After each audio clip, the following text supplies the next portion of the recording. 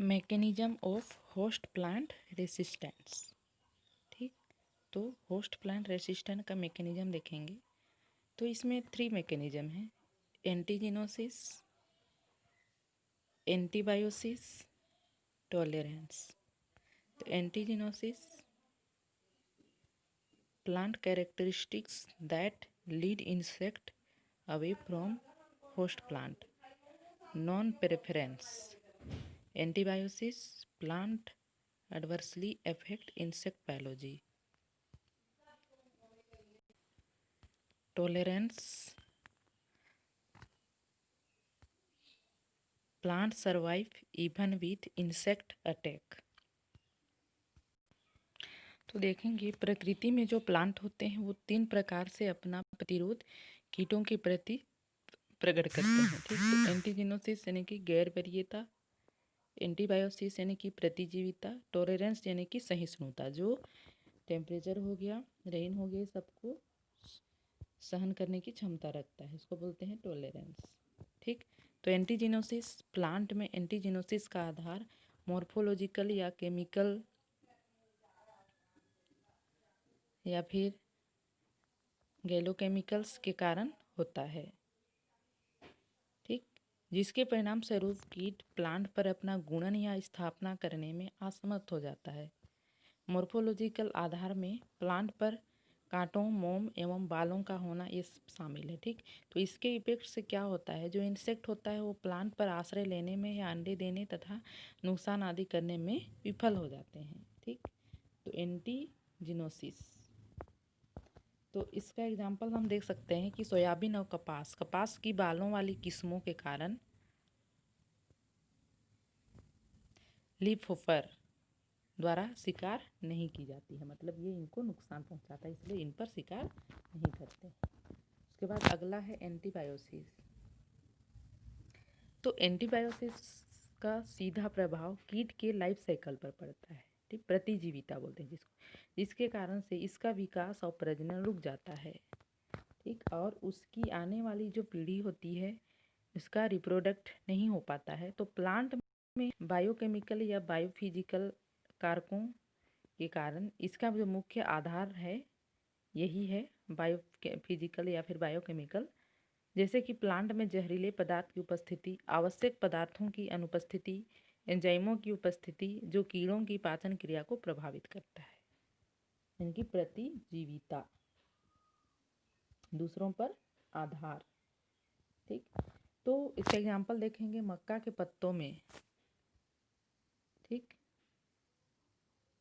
डिम्बुया 2,4 डाइहाइड्रो X7 methoxy 1 4 बेंजोजेजिन 3,1 की इसकी उपस्थिति यूरोपीय मक्का कीट को प्रभावित करती है।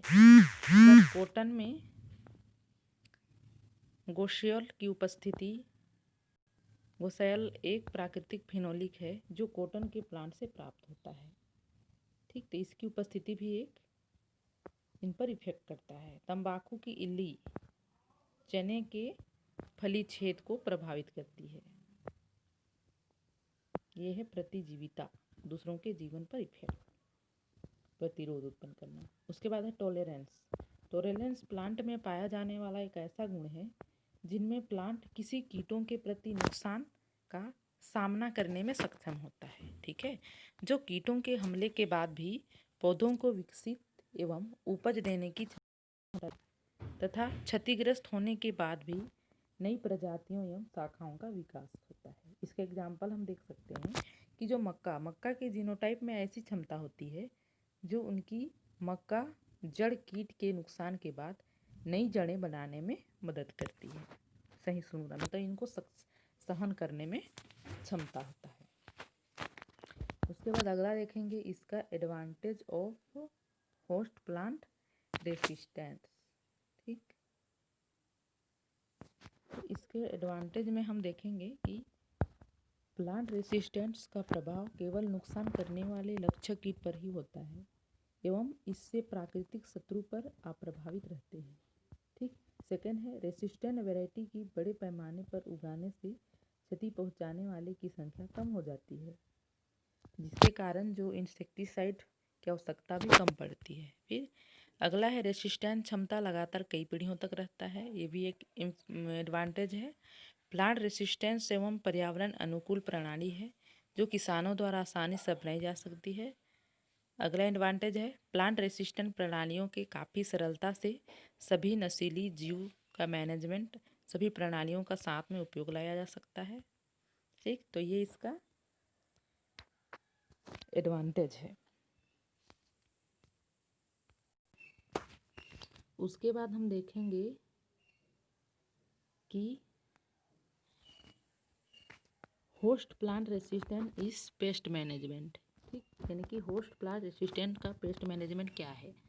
तो एक प्लांट के रेसिस्टेंट का परिणाम रेसिस्टेंट से संबंधित लक्षणों के पौधों द्वारा एक्सप्रेशन से होता है। ठीक है, जो प्लांट के साथ हर्बिवोरस के जटिल संपर्क के एक या एक से अधिक पहलुओं का हस्तक्षेप करता है। ठीक है, जैसे कि एक एकीकृत कीट मैनेजमेंट। ठीक, इसके रूप में देखें तो जो प्लांट होस्ट प्लांट रेसिस्टेंस है वो फसल की उपज पर, उनकी क्वांटिटी, उनकी गुणों पर जड़ी बूटियों के प्रभाव को कम करने के लिए अकेले या फिर अन्य युक्तियों के साथ रेसिस्टेंस क्रॉप की वैरायटी को जानबूझकर मजबूर करता है। ठीक है, तो एकीकृत कीट मैनेजमेंट में रेसिस्टेंस वैरायटी के डेवलपमेंट और उनके उपयोग के लिए कई सारे दृष्टिकोण चरण शामिल हैं, जैसे कि स्क्रीनिंग, यानी कि रेसिस्टेंट जीनोटाइप के लिए फसल जर्म प्लाज्मा का मूल्यांकन का वर्गीकरण, या फिर एंटीबॉडी एंटीकोसिस या सहिष्णुता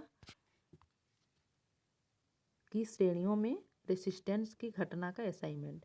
ठीक, फिर अगला है रिप्रोडक्शन, यानी कि एग्रोनॉमिक रूप से स्वीकार्य प्रतिरोध के लिए जिम्मेदार जीन का इंट्रोडक्शन। उसके बाद है कार्यान्वयन, यानी कि मैनेजमेंट कार्यक्रमों में रेसिस्टेंस वैरायटी का एकीकरण। ठीक, तो होस्ट प्लांट रेसिस्टेंस के लिए अनिवार्य रूप से कई सारी सफलताओं का आनंद दिखाई देता है, जैसे कि रेसिस्टेंस के कारण उनके आधार के लिए इनका विश्लेषणात्मक एवं आणविक आनुवांशिक उपकरण अधिक व्यापक रूप से उपलब्ध करना, या फिर क्रॉप के सुरक्षा के लिए प्रतिरोधी किस्मों का डेवलपमेंट के लिए होस्ट प्लांट रेसिस्टेंस को के तंत्र को समझने के लिए एक दृष्टिकोण उत्पन्न होगा। तो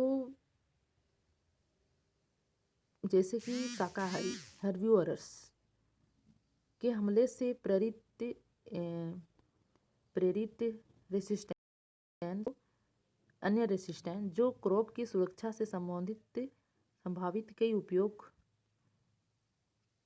करते हैं। जो एग्जाम्पल के लिए हम देख सकते हैं चावल में जो आर्थ्रोपोड इंसेक्ट है, इनके मैनेजमेंट के लिए कई सारे प्लांट रेसिस्टेंस का उपयोग कीट के मैनेजमेंट के लिए किया जाता है। यानी कि जो प्लांट रेसिस्टेंस है उसके उपयोगों को कई सारा पहलुओं को वह दर्शाता है।